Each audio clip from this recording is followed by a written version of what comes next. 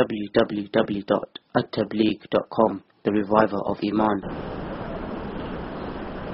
نحمده ونصلي ونسلم على رسوله الكريم أما بعد.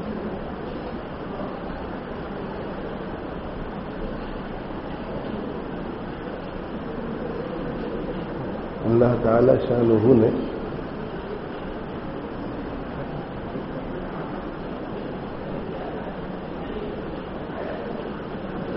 ہمیں پڑھنے پڑھانے والی جماعت کے لیے منتخب کیا.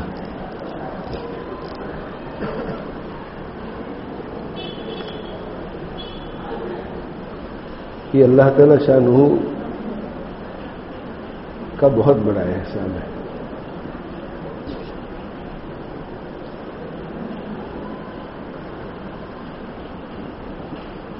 ہم اس نعمت عظمیٰ کے بارے میں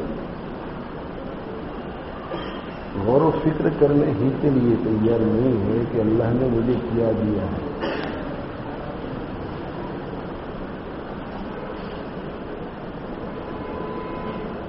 یہ کہنا تو مناسب نہیں لگتا کہ اللہ نے مجھے عالم بنا کر مجھے کیا دیا ہے. اپنے بارے میں عالم کا لفظ استعمال کرنا، لیکن لوگ چونکہ ہمیں اسی نظر سے دیکھتے ہیں تو اس اعتبار سے ہم کہتے ہیں کہ ہم علماء. نہ بولنے والے کے ذہن میں یہ بات نہیں ہونی چاہیے کہ ہم علماء ہیں، ہم عالم ہیں.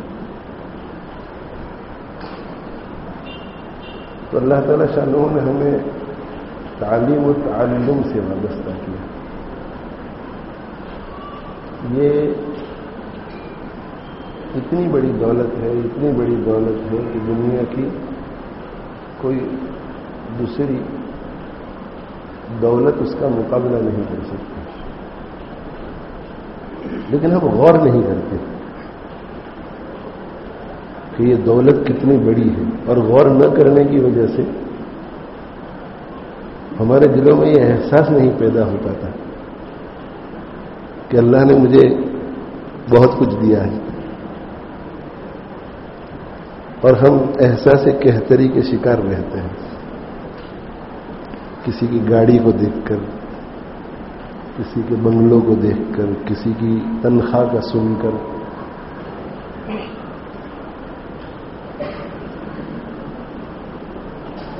تو اگر اللہ نے ہمیں علم نبوت سے نہ جوڑا ہوتا اور پھر اس کے پاس گاڑی ہوتی ہمارے پاس نہ ہوتی تو پریشان ہونے کی ضرورت تھی. ہمارا جھوپڑا ہوتا، اس کے پاس بنگلو ہوتا تو ہمیں پریشان ہونے کی ضرورت تھی. لیکن ہم ہماری اپنی دنیاوی نعمتوں کا مقابلہ ان کی دنیاوی نعمتوں سے کر کے یہ قرآن اور حدیث کی جو دولت ہے اسے بالکل نظر انداز کر کے احساس کہتری کے شکار ہوتے ہیں. یہ کتنی بڑی ناشکری ہے.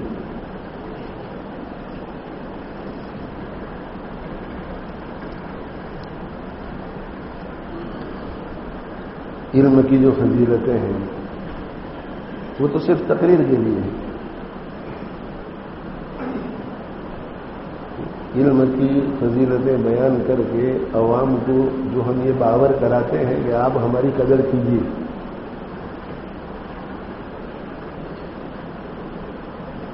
اگر ان فضیلتوں میں سے 25% بھی اگر ہمارے دل دماغ میں اتر گئی ہوتی تو ہم احساس کہتری کے شکار نہ ہوتے. وہ فضیلتیں تو ان کے لیے ہے کہ یہ سن کر کے ہمارا احترام کرو، یہ سن کر کے ہمارا اکرام کرو. ایسا بھی ہوتا ہے کہ علم کی فضیلت صرف مدرسے کے لیے چندہ اکٹھا کرنے کے لیے بیان کی جاتی ہے،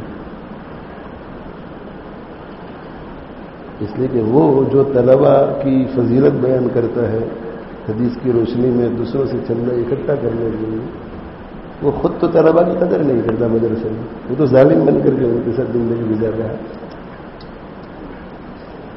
تو وہ جو مسجد میں چندے کی اپیل کرتے ہوئے طالب علموں کی فضیلت بیان کرتا ہے کہ طلباء کے قدموں کے نیچے فرشتے پر بچھاتے ہیں اگر وہ اس کے دل دماغ میں یہ بات اتری ہوئی ہوتی تو اس کا مدرسے کے طلبہ کے ساتھ وہ معاملہ ہوتا جس کا جو ہے.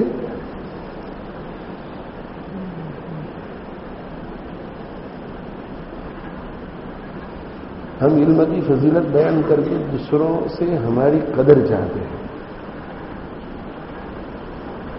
پر ان فضیلتوں کے ذریعے خود ہم اپنی قدر کو نہیں پہچانتے. اگر ہم اپنی قدر پہچان لیتے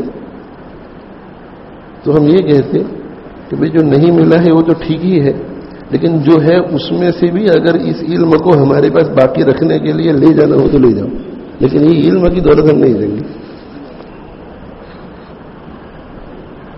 یہ شعر بھی صرف تقریروں کے لیے ہے. رضینا قسمت الجبار فینا لنا علم وللجہال مال فإن المال يفنى عن قریب وإن العلم باق لا يزال.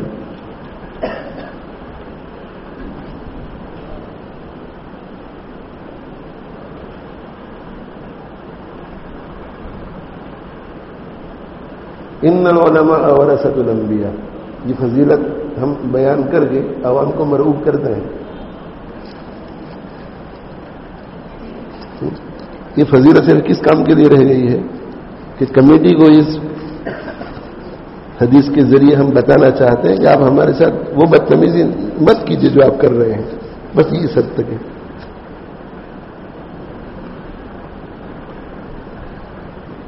تو اس کے آگے بھی تو کچھ ہے. وَإِنَّ الْأَنْبِيَاءَ لَمْ يُوَرِّثُوا دِينَارًا وَلَا دِرْهَمًا. تو آپ اگر وارثین انبیاء ہیں تو دینار اور درہم کی طرف نظر کیوں جا رہی ہے آپ کی؟ لیکن وَإِنَّمَا وَرَّثُوا الْعِلْمَ.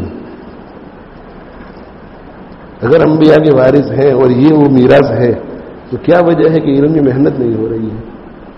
فَمَنْ أَخَذَهُ أَخَذَ بِحَظٍّ وَافِرٍ. یہ غلطیاں ہوتی ہیں اس کی بڑی وجہ یہ ہے کہ ہم اتنی فاسٹ اور تیز دنیا میں رہتے ہیں کہ ہمیں اپنے بارے میں اپنے خیالات کے بارے میں غور و فکر کرنے کا موقع ہی نہیں ملتا.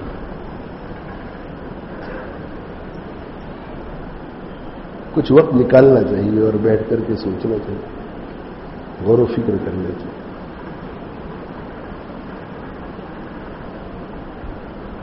حضرت شیخ الہند مولانا محمود حسن صاحب دیوبندی نور اللہ مرقدہ ارشاد فرماتے ہیں کہ میں نے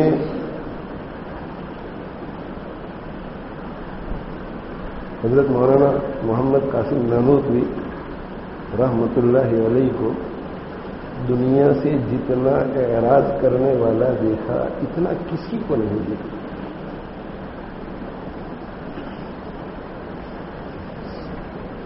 ہر شخص کے پاس میں نے بقدر ضرورت دنیا دیکھی. تو دوسرے حضرات معیوب بھی نہیں ہے اس لیے کہ بقدر ضرورت دنیا کی تو اجازت ہے، لیکن فرماتے ہیں کہ حضرت نانوتوی رحمۃ اللہ علیہ کے پاس بقدر ضرورت بھی دنیا نہیں ہے.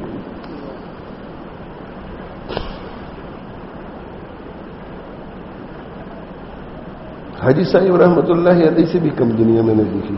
شیخ الہند فرماتے ہیں 2 جوڑی کپڑے ہوتے تھے، کبھی ایک ہی جوڑی.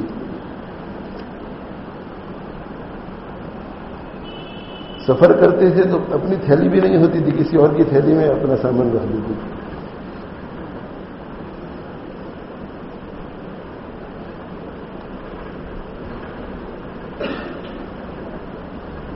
تو ہم لوگ جو ہے وہ وارثین انبیاء ہیں. الحمدللہ رب العالمین جس درجے میں بھی ہو، لیکن وارثین انبیاء. اور وراثت میں تو سب کچھ آتا ہے. باپ زمین چھوڑ کے جاتا ہے تو زمین میں بھی حصے پڑتے ہیں. سونا چھوڑ کے جاتا ہے تو سونا بھی تقسیم ہوتا ہے. چاندی تو چاندی میں بھی.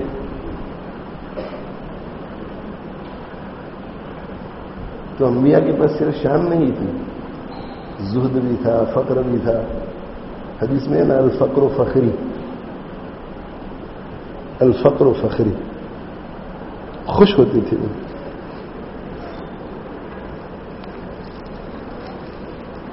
تو اللہ تعالیٰ شانہ نے ہمیں بہت بڑی نعمت عطا فرمائی، بہت بڑی نعمت عطا فرمائی. سب سے پہلے تو دل میں یہ بات پیدا کرنے کی ضرورت ہے ہم سب کو، اپنی قدر پہچاننے کی ضرورت ہے.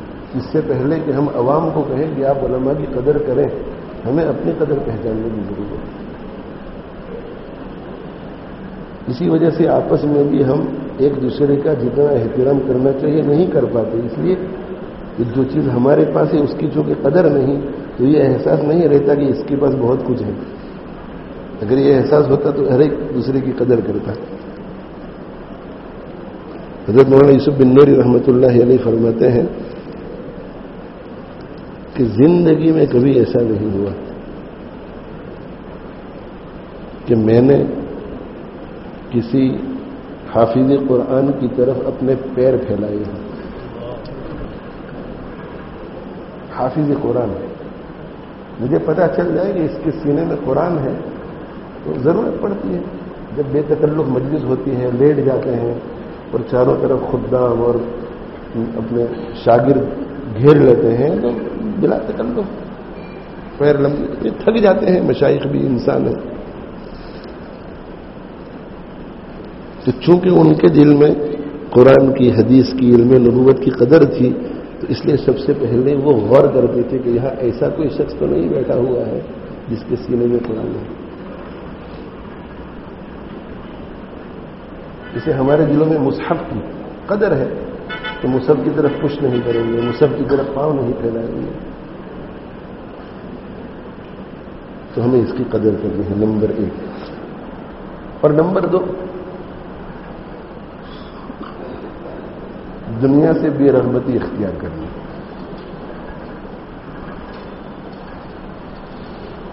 دنیا خود آئے تو کوئی حرج نہیں، لیکن ہمیں اس کی رغبت نہیں ہونی چاہیے. ہمارے دل میں دنیا کی کتنی رغبت ہونی چاہیے؟ اتنی رغبت ہونی چاہیے جس سے ہماری ضرورت پوری ہو جائے.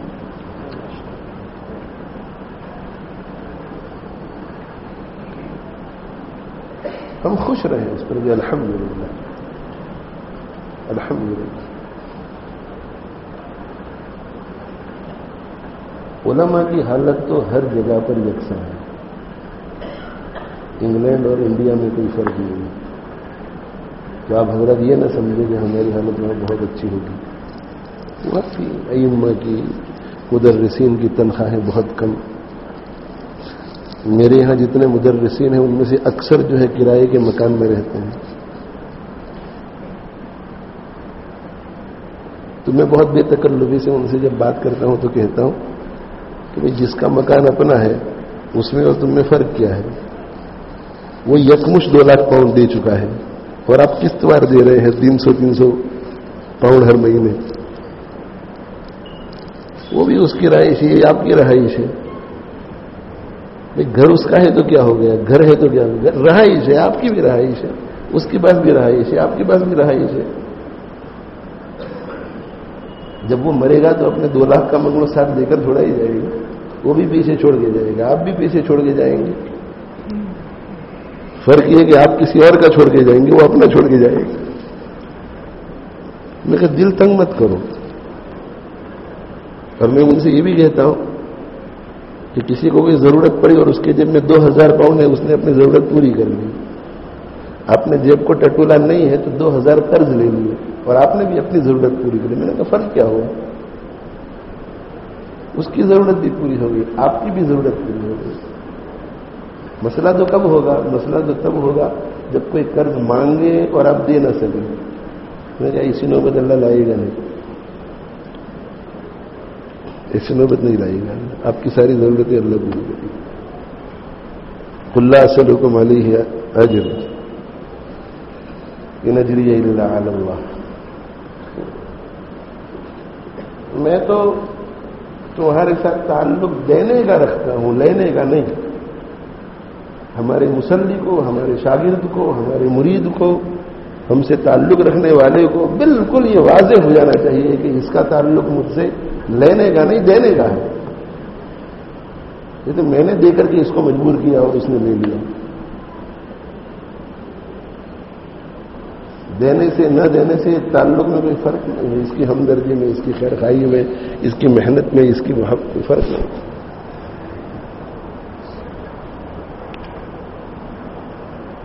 تو پہلی بات یہ ہے کہ جو دولت اللہ نے ہمیں دی ہے بہت بڑی دولت ہے، اس کا کوئی مقابلہ نہیں ہے، کوئی مقابلہ نہیں ہے.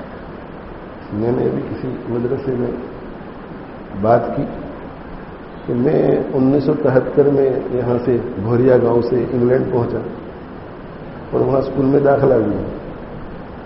اب آج کل تو کچھ انگلش میڈیم کا بھی زیادہ شور ہے، اس وقت تو انگلش میڈیم کا کچھ نہیں، ABCD بھی ہم نہیں جانتے تھے.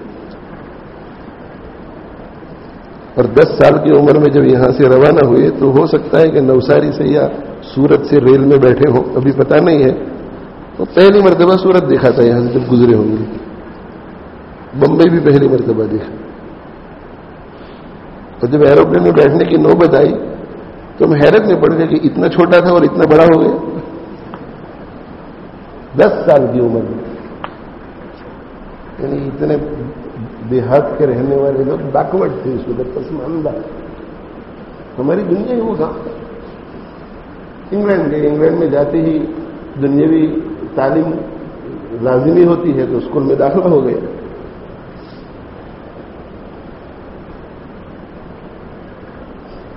اور 1 سال میں الحمدللہ گرفت آ گئی انگریزی زبان پر، جو اس وقت جتنی ضرورت تھی، اور اول نمبر سے پاس ہونا شروع ہو گیا. مکتب میں تو یہاں بھوریا میں بھی اور وہاں بھی وہ تو اپنے کنٹرول میں تھا. لیکن میرے والد صاحب رحمۃ اللہ علیہ کے ذہن میں بہت نیک اور علم دوست اور دینی فکر رکھنے والے آدمی تھے، اور یہ محض فضل خداوندی تھا. بھوریا میں رہتے تھے.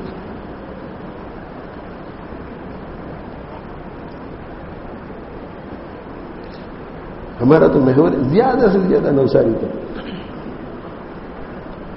لیکن بہت نیک آدمی تھے اور اتنی صحبتیں بھی نہیں ملی تھی ان کو، لیکن فطری طور پہ. تو میری تربیت میں ان کا بہت بڑا حصہ ہے. واقعات ہیں اس کے کئی جو بیانوں میں آپ حضرات نے سنے بھی ہوں گے مختلف جگہوں پر. بعض دفعہ میں ذکر کرتا ہوں. ذہن میرا انہوں نے بنایا تھا کہ عالم بننا ہے، عالم بننا ہے، عالم بننا ہے.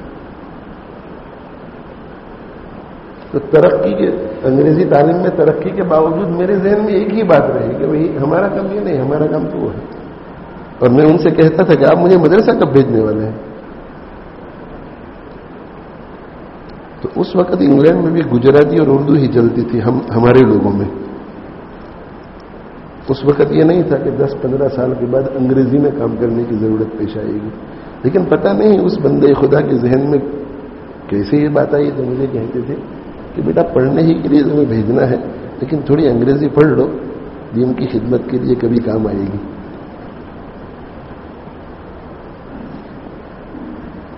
پھر ایک وقت آیا میں دارالعلوم بری میں داخل ہو گیا. میرے والد صاحب رحمۃ اللہ علیہ نے حضرت مولانا رضا اجمیری صاحب رحمۃ اللہ علیہ اور حضرت مولانا عبدالرحیم صاحب لاجپوری رحمۃ اللہ علیہ سے میرے بارے میں مشورہ کیا کہ دیوبند بھیجوں، جلال آباد بھیجوں، سہارنپور بھیجوں، ڈابیل بھیجوں. دارالعلوم بری ابھی نیا نیا شروع ہوا تھا. اس مشورے میں بھی بیٹھا ہوا تھا خاموش. تو ان دونوں بزرگوں نے کہا کہ یہاں بھیجنے کا کیوں ارادہ نہیں کرتے دارالعلوم بری میں. تو ہمارے والد صاحب رحمۃ اللہ علیہ نے فرمایا کہ اصل میں چاہتا ہوں کہ پختہ اور اچھا عالم بنے اور دین کی خوب خدمت کرے، اور دارالعلوم بری ابھی ابتدائی مراحل میں ہے.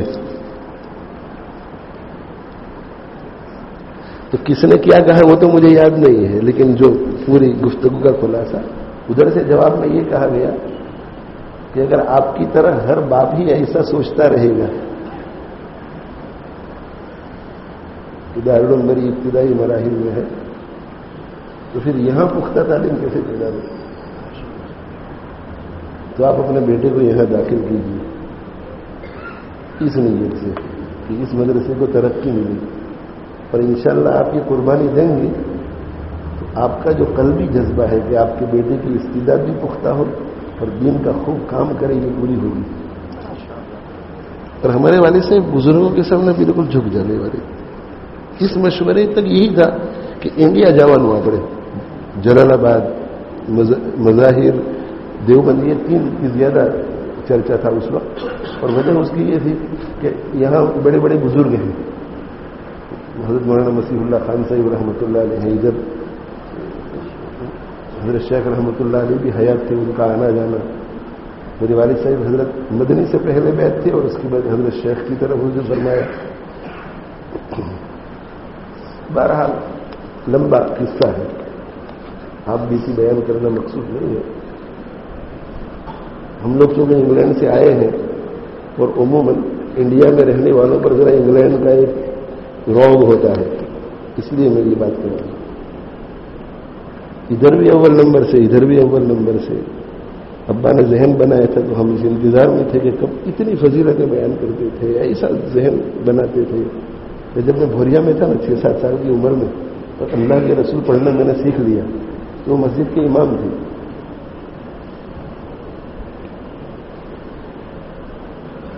بھوریا میں شیخ الکل وہی تھے، متولی بھی وہی تھے، امام بھی وہی تھے، صدر مدرس بھی وہی تھے. ان کو ذوق تھا تو سب کچھ ان کے اختیار میں تھا. تو کبھی کبھی مہینے میں 1 آدھ دفعہ مجھ سے وہ فضائل اعمال میں سے عصر کے بعد جو تعلیم ہوتی تھی، آدھا صفحہ 1 صفحہ گھر میں تیاری کراتے تھے اور عصر کے بعد مجھے بٹھا دیتے تھے اور 2-4-5 آدمی سامنے اور میں پڑھ کر کے سناتا تھا. وہ یہ چاہتے تھے کہ میرا بیٹا دین کی خدمت کرے. اور پھر مجھے کہتے تھے کہ بیٹا آج تم نے کیا جانتے ہو؟ آج تم نے اللہ اور اس کے رسول صلی اللہ علیہ وسلم کی بات لوگوں کو سکھائی. اب وہ 6-7 سال کی عمر میں تو اتنی خوشی ہوتی تھی کہ وہ میں نے سکھایا، کہ مجھے ترغیب دیتے تھے. اور پھر فرماتے تھے کہ دیکھو ابھی سے تم کو پڑھ کر سکھانا پڑتا ہے، عالم بنو گے تو کیا ہوگا پتا ہے؟ بغیر پڑھے سکھا سکو گے. اسے بولو کیا بنو گے تم؟ میں کہتے تھے کہ میں عالم بنوں گا. کیا کرو گے؟ دین کی خدمت کرو گے. اور ان پر گریا بہت طاری ہوتا ہے. آپ صرف اتنا کہتے کہ حافظ صاحب دعا کر دیجئے بیمار ہوں، بس وہ آنکھوں سے آنسو شروع ہو گئے اور ڈھیروں دعائیں. پھر جب میں دارالعلوم میں داخل ہوا، چھٹیوں میں آتا تھا، مشکات میں پہنچا، دورے میں پہنچا، اس وقت بھی بار بار کہ بیٹا فارغ ہونے کے بعد وعدہ کرو کہ کام یہی کرو گے، دوسرے کسی شعبے میں نہیں جاؤ گے، کام یہی کرو گے. اور وہاں اس وقت یونیورسٹی کی کوئی فیس نہیں تھی. پھر یہ کہ ہمارے لوگ سب یہاں سے دیہات سے گئے ہوئے تھے، وہاں ان پڑھ لوگ سب اکثر تو فیکٹریوں میں بہت کم درجے کا کام کرتے تھے، تنخواہیں بہت چھوٹی چھوٹی.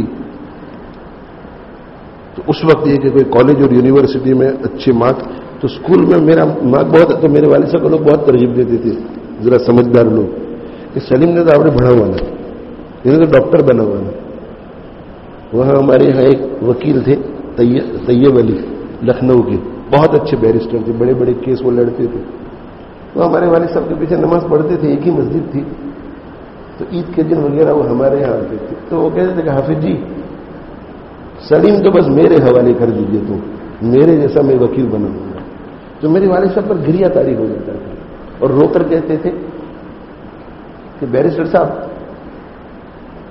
سلیم کو تو میں نے اپنے آخرت کے لیے تیار کیا ہے، یہ وہاں کے کورٹ میں مجھے بچائے گا. ایسا کہتے وہاں کے کورٹ میں یہ مجھے، یعنی ان کو اپنی کمائی کا اتنا استحضار تھا کہ مجھے کہتے تھے کہ بیٹا دیکھو میں تمہیں پڑھا رہا ہوں تاکہ مجھے وہاں نجات مل جائے، اگر تم نے یہ راہ اختیار نہیں کی تو وہاں میرے لیے کچھ نہیں ہے، تو تم چھوڑنا مت. اور یہ سمجھانے سے بھی تھکتا نہیں ہے. وہاں بھی ممبر سے اترا کے ادھر مجلس بیٹھ گئی، سونے کے لیے جا رہا ہوں کہ کوئی آ گیا، اس لیے 3 ساڑھے 3 4 بجے سے پہلے تو شاید ہی کسی دن سونا نصیب ہو. اس میں بھی ان کی تربیت کا اثر ہے. وہ میں ثالثہ رابعہ میں تھا تو وہ میری تربیت کرتے تھے. تو ایک دن مجھے کہا کہ ادھر آؤ. وہ تو زمین پر ہی لیٹتے تھے. ان کے ذہن میں ایسا تھا کہ یہ سنت طریقہ ہے, سادگی, تو زمین پر ہی لیٹتے تھے. اور وہ بھی لحاف بچھا کر, گدا نہیں, میٹریس نہیں. انگلینڈ کی بات کر رہا ہوں. تو میں ادھر آؤ, میں قریب بیٹھ گیا. تو مسکرا کر مجھے کہنے لگی کہ تمہیں بھوریا کے بارے میں کچھ پوچھنا چاہتا ہوں. وہ آم کے سیزن میں تم بچے, تو ابھی تو آم پکے ہوئے نہیں ہوتے تھے, تو کیا شرارت کرتے تھے؟ تو میں نے ان سے کہا کہ ہم پتھر پھینکتے تھے کہ کچھ آم وام گرے چھپ چھپ کے. تو کہتے پتھر مارتے تھے تو گر جاتا تھا آم. نہیں, پہلی مرتبہ تو نہیں گرتا تھا. کہ دوسری تیسری مرتبہ میں نے کہا کہ نہیں, جو بار بار مارنا پڑتا تھا. یہ کیا کرتے تھے؟ تو مایوس ہو جاتے تھے. میں نے کہا نا, ہم تو مارتے ہی رہتے تھے جب تک کہ وہ گرتا نہیں تھا. کہ دیکھو بیٹا, جب تم ممبر پر بیٹھ کر لوگوں سے دین کی بات کرو کہ نا, تو ایسا ہو سکتا ہے کہ جو بات تم کہو اس پہ لوگ عمل نہ کریں. تو یہ بھی پتھر پھینکنا ہی ہوگا. جیسے وہ پتھر آم کو نہیں لگتا اس وقت تک گرے گا نہیں, تو تمہاری بات کسی کے دل کو نہیں لگے گی, فائدہ نہیں ہوگا. لیکن مایوس مت ہونا, بار بار پتھر مارتے رہنا, کسی نہ کسی دن لگے گی. بہت تربیت کی گئی. اللہ ان کو گھڑی کے رحمت فرمائے. اللہ تعالی شامل ہونے, یعنی روزانہ میں رات کو سونے سے پہلے یہ نیت کرتا ہوں کہ اللہ میرے پورے دن کے جو کچھ ٹوٹے پھوٹے نفل اعمال ہیں وہ میرے والدین کو آپ کا ثواب پہنچا دی. اور تو میں کیا کر سکتا ہوں کہ دونوں نے, ہماری والدہ نے بھی اس طرح, ہماری والدہ بھی حیات ہے, ان کے لیے دعا فرمائے. بوڑھی ہو گئی ہے 80 کے قریب, لیکن کبھی میرا معمول ہے کہ کوئی بھی فیصلہ ان کو پوچھے بغیر نہیں کرتا. اب انہیں کچھ پتہ نہیں کہ انگلینڈ اور انڈیا میں کتنا فاصلہ ہے, امریکہ کہاں آیا, پناما کہاں آیا. لیکن ان سے پہلے پوچھتا ہوں کہ ماں میرا ارادہ ہے, باربیڈوس سے مجھے بلا رہے ہیں کہ میں ہو آؤں, تو آپ کی کیا رہے ہیں؟ کبھی منع نہیں. ابھی 2 رمضان پہلے ایسا لگ رہا تھا کہ شاید آخری حالت ہے, کچھ دل کا دورہ جیسا محسوس ہوا, حالانکہ دل کا دورہ نہیں تھا. تو سب بھائی بہن جمع ہو گئے اور میں آخری اشرے میں بیٹھا ہوا تھا اعتکاف میں. اور مجھے عید کے بعد پتا چلا. جب میں گھر گیا تو بہت نحیف تھی. میں نے کہا کیا ہو گیا؟ تو انہوں نے مجھے سب بتایا. میں نے کہا مجھے آپ لوگوں نے بتایا نا. تو کہا بار بار وہ یہ کہہ رہی تھی کہ بھائی کو, مجھے بھائی کہتی, بھائی کو اطلاع مت کرنا, ان کے کام میں حرج ہوگا. بہت لوگ آئے ہوئے, وہ اعتکاف توڑ کے آ جائیں گے, ذہن پر یہ بوجھ سوار رہے گا, وہ بات نہیں کر پائیں گے.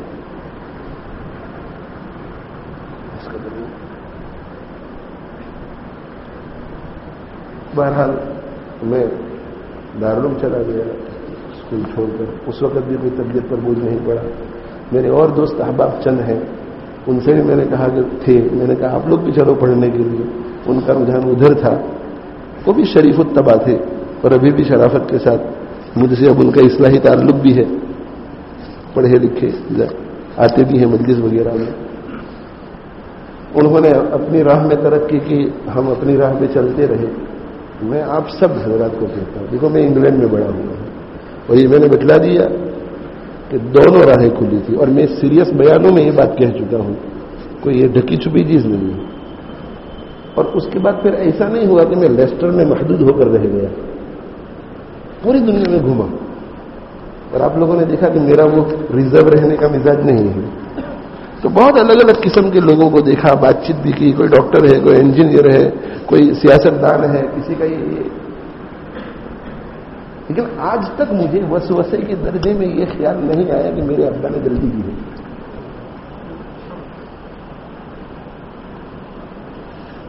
بلکہ تنہائی میں مجھے رونا آتا ہے کہ میرے والد نے میرے لیے کتنا اچھا فیصلہ کیا کہ مجھے اس راہ پہ ڈال دیا. کتنا اچھا فیصلہ کیا. میرے والد کا کتنا بڑا احسان ہے کہ انہوں نے اس راہ میں ڈالا.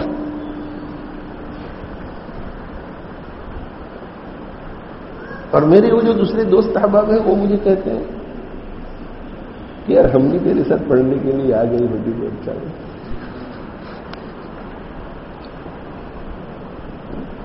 حضرت علی رضی اللہ عنہ کا وہ لمبا قول ہے نا، جس میں ایک بات یہ ہے کہ مال کی حفاظت ہمیں کرنی پڑتی ہے اور علم جو ہے اس کی حفاظت ہمیں نہیں کرنی پڑتی، وہ ہماری حفاظت کرتا ہے.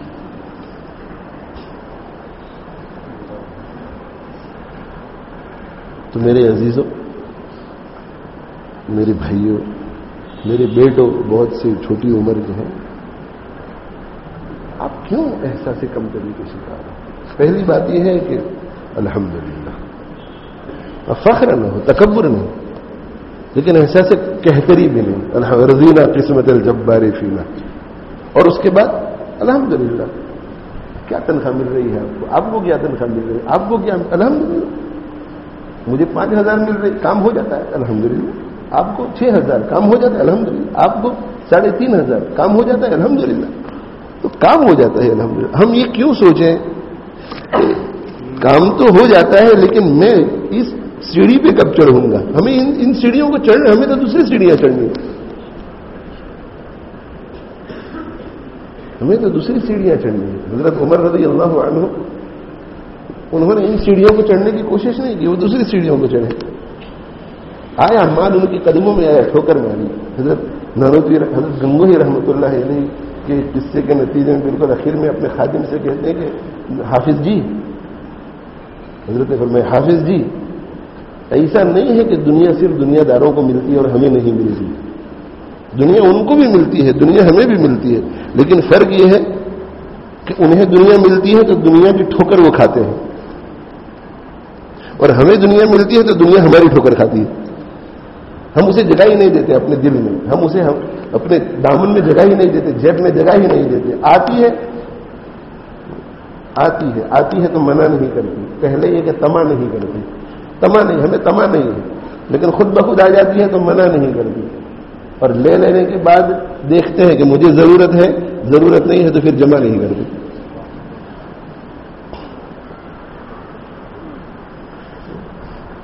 ہمیں دنیا سے کیا مطلب؟ مدرسہ ہے، وطن اپنا، مریں گے ہم کتابوں پر، ورق ہوگا کفن اپنا. کتنی بڑی دولت. ہمارے مفتی صاحب مسند پر جب بیٹھ کر بخاری شریف پڑھا رہے ہوں گے، یعنی اب دنیاوی اعتبار سے اسے مت دیکھے کہ شیخ الحدیث، منصب کو مت دیکھیے. بخاری شریف چھوڑ دیجیے، ابن ماجہ شریف لے لیجیے جو درجے میں 6 نمبر پر ہے، اسے بھی چھوڑ دیجیے، زاد الطالبین کو لے لیجیے. ایک زاد الطالبین کا استاد طالب علموں کے سامنے بیٹھ کر کے جب وہ پڑھاتا ہے حدیث رسول پڑھاتا ہے، اس سے بڑھ کر اور کیا سعادت ہم مولویوں کو چاہیے؟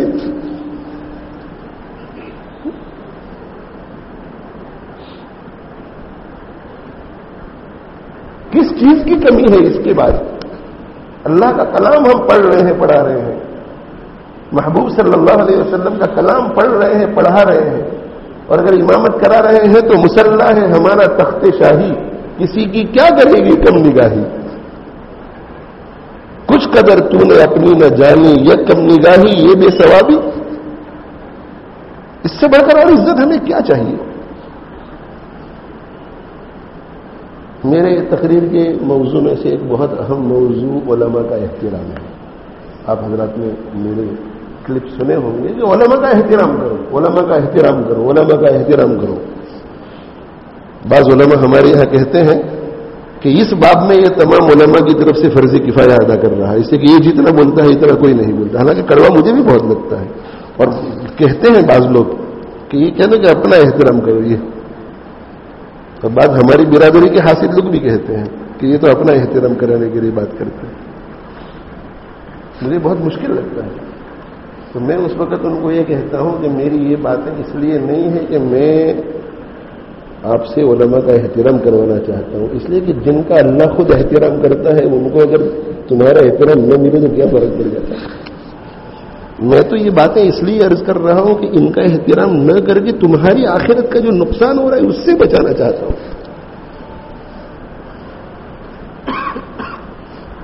تو بس بھائی نمبر 1 اپنی قدر، اور جو کچھ مل رہا ہے کناکھا.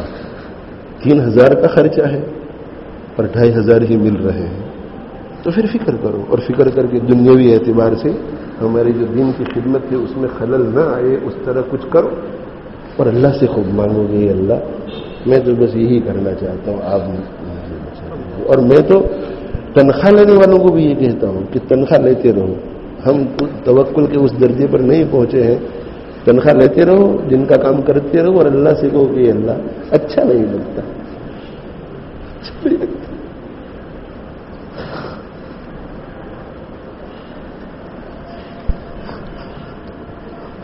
قرآن کی خدمت نہیں، حدیث کی خدمت اب تک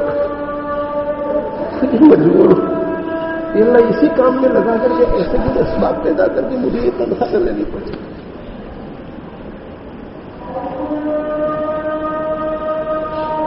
یہ اگر میرے بھائیوں کر لیا، یہ آپ نے کر لیا، اتنا کر لیا، تو مولانا بھی مجھ سے پوچھ رہے تھے کہ کیا طریقہ ہے نوجوانوں میں کام کرنے کا؟ حقیقت یہ ہے کہ کوئی طریقہ میرے پاس نہیں ہے۔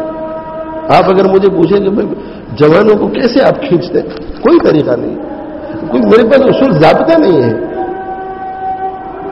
مجھے خود کو پتا نہیں ہے کہ کشش میرے اندر کیا ہے، مجھے خود کو پتا نہیں، میں کسی کو سکھا نہیں سکتا۔ یہ کر لو اور اللہ کے حوالے ہو جاؤ کہ میں آپ کے دین کا خادم، اور میں آپ کا خادم لوگوں کو آپ سے جوڑنا چاہتا ہوں، اب آپ مجھے چلائیے جیسے ایک مینیجر اپنے نوکر کو سکھاتا ہے، آپ مجھے چلائیے، اللہ خود راہیں کھولے گا، اللہ خود طالبین کو آپ کی طرف بھیجے گا، اس سے کہ جو بھی طالب ہوگا اللہ کا تو اس کے لیے کوئی واسطہ تو چاہیے نا، تو آپ وہ واسطہ بننے کی صلاحیت اپنے اندر پیدا کر لیں گے تو اللہ خود بھیجے گا آپ کے پاس۔ تو آج سے بس اس جذبے کو لے کر کے اٹھو کہ ایون کسدین و انا حی، کتنے برے حال ہماری تو اپنی محنت جہنم میں جائے، ہماری اپنی خود کی اہل علم کی بہنیں، اہل علم کی خالائیں، اہل علم کی پھوپھیاں، بہت سے اہل علم ایسے ہوتے ہیں کہ ان کے گھر کا ماحول اچھا نہیں ہے، باپ عالم ہے، باپ جہنم کے راستے، تو ہمارے جزائیوں کا سدین وانا ہے، میرے جیتے جاگتے دن میں یہ کمی آ رہی ہے، نہیں ایسا نہیں۔ قال رسول اللہ صلی اللہ علیہ وسلم متواصل الاحزان دائم الفکر، لگاتار غموں والے، ایک دائمی سوچ کہ انسانیت، صرف انسانیت، میں کہا کرتا ہوں کہ ہماری نظر عالم پر ہونی چاہیے، صرف درسگاہ پر نہیں، اپنی بستی پر، اپنی مسجد پر نہیں، ہماری نظر عالم پر ہونی چاہیے، اس لیے عالم کی نظر عالم پر ہونی چاہیے، اس لیے کہ عالم کی نظر عالم پہ ہوتی ہے۔ امام محمد رحمۃ اللہ علیہ فرماتے تھے کہ رات کو اگر میں سو گیا، لوگوں نے کہا بیمار ہیں آپ، ذرا خیال کیجیے، جلدی سو جائے کیجیے، تو کہا پوری دنیا یہ کہہ کر سو جاتی ہے کہ اگر کسی مسئلے کی ضرورت پڑے گی تو محمد ابن حسن الشیبانی کے پاس جائیں گے، محمد ابن حسن بھی سو گیا تو امت کو مسئلہ کون بتائے، امت کو اللہ تک پہنچنے کا راستہ کون بتائے؟ تو عالم کی جو فکر عالم کی ہونی، عالم کے دل میں فکر عالم کی ہونی چاہیے، عالم کی نظر عالم پر ہونی چاہیے، اس لیے کہ عالم کی نظر عالم پر ہے کہ ہمیں ضرورت پڑے گی تو یہ ہے ہمارے، اور ہمیں میرے بھائیوں اپنی زندگیوں کو مسجد میں ہم وقار، مسجد میں کیسے بیٹھے ہوئے ہیں، ہم بھی علماء اپنے دوستوں سے ملتے ہیں، تنہائی میں ہنسی مذاق کر لیتے ہیں، مسجد میں نہیں، باہر نہیں، مصلی دیکھ رہے ہیں، عوام دیکھ رہے ہیں، ہمارے شاگرد دیکھ رہے ہیں، غلط جگہ پہ ہمیں نہیں جانا چاہیے۔ لوگ ایسا نہ ہو کہ ہمارے کسی، آج کل ہمارا مزاج کیا ہو گیا، جائز ہے اس میں کیا ہو گیا، میں ایسا مت سمجھو، ایسا سوچو کہ جائز تو ہے لیکن میرا یہ کام کرنے کی وجہ سے اگر میری بات کی وقت کم ہو جانے والی ہو تو میں ایسا کیوں کروں؟ اس مول صاحب کے بیان کو چھوڑو نا یار، میں نے ان کو فلاں ریسٹورینٹ میں ایسا کرتے ہوئے دیکھا تھا، جائز ہے آپ کر رہے تھے، لیکن باہر عرف میں اس کو اچھا نہیں سمجھا جاتا۔ میں بالکل جوانی سے، جب آپ لوگوں جیسا تھا، بالکل جوانی سے کبھی بھی ٹیک اوے میں نہیں جاتا، ریسٹورینٹ میں کھانے کے لیے نہیں جاتا، اس لیے کہ عرف میں علماء کے لیے اس کو اچھا نہیں سمجھا جاتا ہمارے یہاں، تو میں نہیں جاتا۔ ہاں مکہ مکرمہ میں مدینہ منورہ چلے گئے اور پہلے وہاں چلے، اس لیے کہ وہاں کی عرف میں برا نہیں سمجھا جاتا، کسی کو بھیج دیا کبھی تم کھانا لے سفر میں ہے، کسی ٹیک اوے میں سے کھانا لینے کی ضرورت پیش آئی، تو میں اس کو کہتا ہوں کہ گاڑی ایسی جگہ پہ پارک کرو کہ لوگ دیکھیں نہیں ہمیں.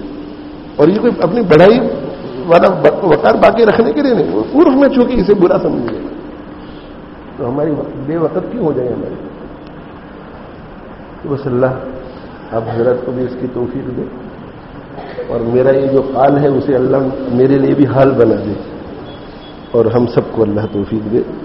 میں بہت ہی خوش نصیب ہوں کہ اتنی بڑی تعداد وارثین انبیاء یہاں بیٹھی ہوئی ہے, اور ان کی مجھے صحبت نصیب ہوئی. یہ اللہ کے انعامات میں سے ایک اور انعام کا اضافہ ہوا. اللہ تعالیٰ شاہ آپ حضرات کو بہت ترقیات سے نوازے, آپ کی عمریں بھی لمبی کرے, اور آپ کو وسائل بھی ایسے عطا کرے کہ آپ کو کسی کے سامنے بھی محتاج نہ بننا پڑے. اللہ آپ کو فارغ البال کر دے, آپ کو اللہ اعلیٰ درجے کا زہد عطا فرمائے. اللہ آپ کو الراغب فی الآخرہ بنائے, الزاہد فی الدنیا بنائے, اور اللہ تعالیٰ البصیر بامر دین ہی بنائے, اور المداوم علی عبادت رب ہی بنائے. مجھے بھی, سب علماء کو, اور ہماری پوری برادری میں سے کسی کو محتاج نہ بنائے, سب کو غنائے قلب نصیب فرمائے.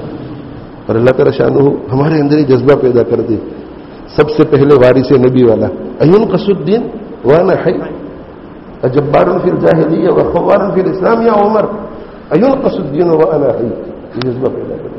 اور اپنی جتنی توانائیاں ہیں, جتنے وسائل ہیں, سب اس کے پیچھے حقوق اللہ اور حقوق العباد کا خیال کرتے ہوئے صرف کر دو. انشاءاللہ کبھی بھی نہیں پچھتاؤ گے, نہ دنیا میں پچھتاؤ گے نہ آخرت میں. اللہ تعالیٰ شانہ مجھے آپ کو عمل کی توفیق عطا فرمائے. ہر دم اللہ اللہ کر, نور سے اپنا سینہ بھر, جیے تو اس کا ہو کر جی, مرے تو اس کا ہو کر مر. تو اس کے لیے جو ہے تزکیہ کا بھی اہتمام کیجیے, اس سے قوت بہت آتی ہے, ہمت بہت آتی ہے, اعتماد اللہ آتا ہے. اللہ ہم سب کو توفیق دے. وآخر دعوانا الحمدللہ رب العالمین وصلی اللہ علی نبینا محمد وعلی آلہ وصحبہ. بھائی واٹس ایپ پہ چلانا ہو تو چلا دو, بات سیریس ہو گئی ہے.